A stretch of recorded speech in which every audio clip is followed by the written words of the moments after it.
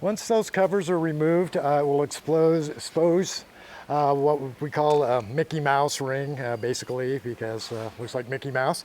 It'll also show your larger sprocket and your smaller sprocket and your chain right in here. If you're doing the entire rotation mid-plate, you don't need to mess with any of this stuff here. That'll all be replaced as an entire unit. If you were just doing the rotation motor, at this point here, what you'd do is you would go ahead and loosen the 4 screws in here.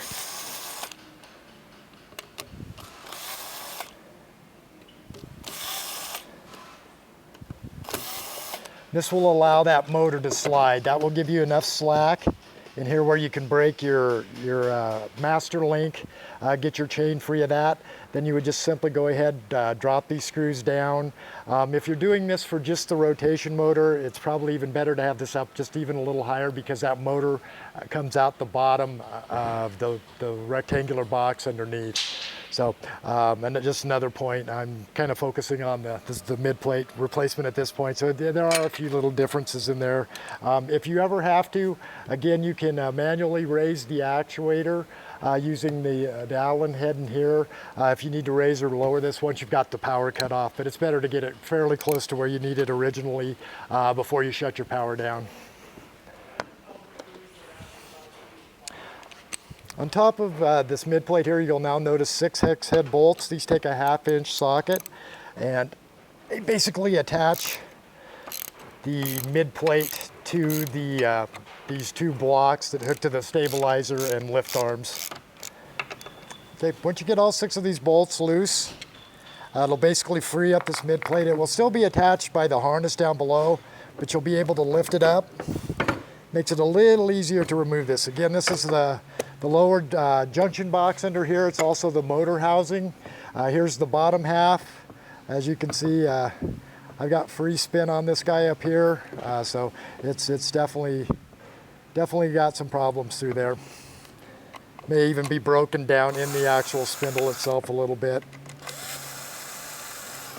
Again, I just simply remove the cover off of the junction box. You'll find pretty much the same deal that you had up above in the upper junction box. Again, everything's pretty well marked color for color. Just for your information, the first 6 wires on an AC light will be your hots and your commons. So black, red, blue are positives, top, middle, bottom.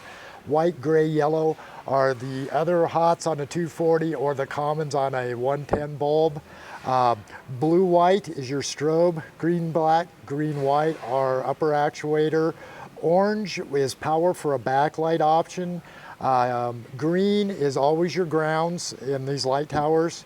Yellow, black is the signal that lets it know that the backlight has reached its home position in an auto park sequence. The red with a white stripe and a brown, they may be different on yours. These are to this rotation motor. This is the one thing I do like to caution people on. Some of the older ones, there will be 2 red ones in here.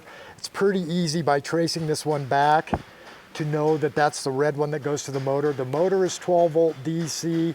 The lamps can be 110. If you get those 2 reds reversed, doesn't do a lot of damage to the lamp. It just glows like a toaster element. If you hook 110 up to that 12 volt motor, you just lost your motor. So again, those are 2 to be very wary of. Also, the yellow black on an older one could be yellow too.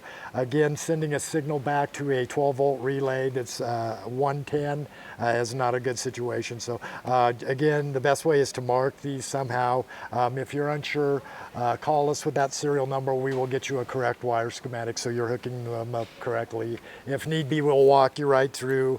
If you have iPhone, I can FaceTime with you, or we can do it via pictures.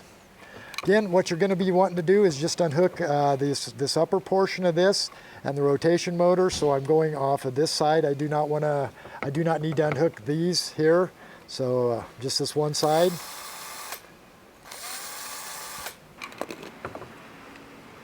These seal cons are 90 degrees. They kind of lock. You can either undo the nut in here by Just spinning it as you rotate this back and forth. This is probably the easiest. They're not that fun to take apart, and it'll be positioned in the right place on the harness. Once you get the nut free, all your wires will pull free.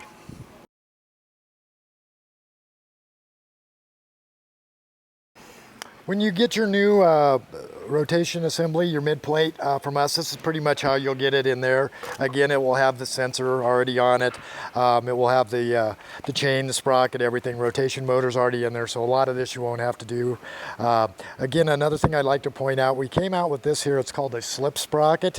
What it is a torqued compression sprocket, where if they put force on a lamp tree trying to move it, or if it hits mildly, so it's rotating it. This is designed to let it slip before it would break the shaft on the motor. We're hoping to save some broke motors and people from going through this to do it. Again, it's pretty much just a reverse procedure of what we had just done. You'll get all new covers, everything with it. So it's kind of up to you how far you want to do this. If you want to put this new one back or this old one back into it, you can do it, or you can just go ahead and use the new connector that comes with it. Okay, again, taping your wires up. I'm going to go ahead and reuse the old sealable connector there. I didn't see any sign of corrosion in there. That's one thing I would watch for. Look into that old box, see if there had been any leaking or anything like that. If there's any question at all, I would just take this one off and use this one here. But since it's all here and it's all locked down, probably easier. Again, take the screws off. You'll get into this.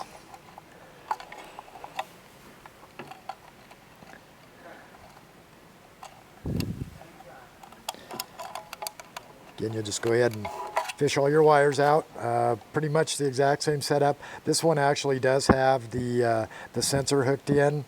The sensor will have a black, which is signal output from it, brown, which is the positive going into it, and then the blue, which is also just hooked right to this ground strap screw. So as long as you bring your greens back into there, that'll be all matched up perfectly.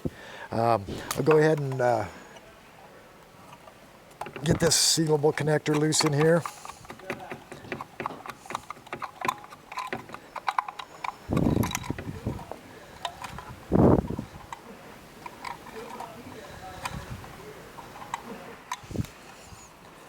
Again, and this will actually sit kind of like this, so you just want to make sure that you're putting this in the right perspective. You don't have to crank it down at this point yet, but you want to make sure that you don't have this wrapped around weird or anything like that. It's not much fun backtracking on any of this stuff. Okay, once you've got all the wires hooked up, again, I do like to point out the solid red. This red wire on this one was marked with a piece of white tape, and it did have a yellow-black. Those are very critical that they get matched up with the yellow-black and the red-white to keep from blowing up your motor or your sensor. Once you do that, just a couple of wire ties to keep everything kind of in two bundles in there. Okay, and then all these guys, they just kind of wrap around and tuck down in here. There's not anything really moving on the underside of this, so you don't really have to worry about where they lay in there. Just the possibility of them getting pinched when you put the cover on. Once you get it all tucked down in there, you should be good to go. Again, put on your new cover.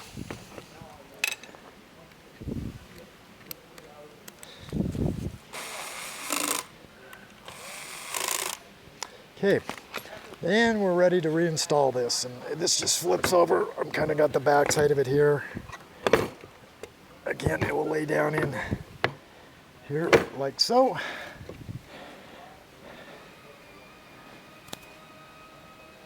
And this harness here just kind of tucks in under there. The covers, when you put them on, will kind of hold this in a little bit better, so it's nothing you have to really worry about. Again, you can re-Loctite these if you want. In fact, I prefer to use Loctite about any place I take it out. You'll be able to tell you'll have a little bit of a white, I call it a sugar ring on them. If they were originally Loctited into position, it's probably wise to do that. We generally use a purple or a blue Loctite. Try and avoid red. It makes for a lot of strip bolts. These bolts will generally line up fairly well. You may need to pry on the plate just a little bit. If you can get the one in on each side, the rest generally will go. What you can do if you're running into that, just with your pry bar, you can pry that plate a little bit one way or the other to get it to line up a little bit better to get those first bolts started in there.